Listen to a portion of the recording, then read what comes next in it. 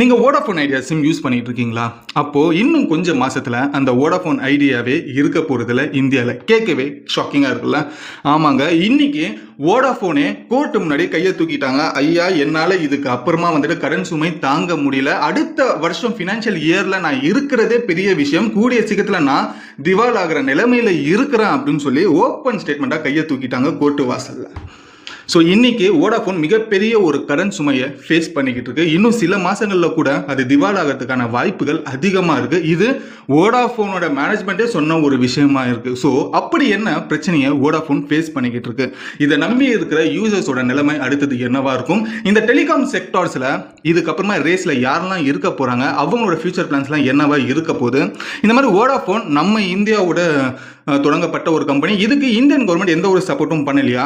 Indian கவர்மெண்டோட stand என்னவா இருக்கு? இப்போ அடுத்தது வோடாஃபோனோட நிலைமை என்னவா மாற போகுது?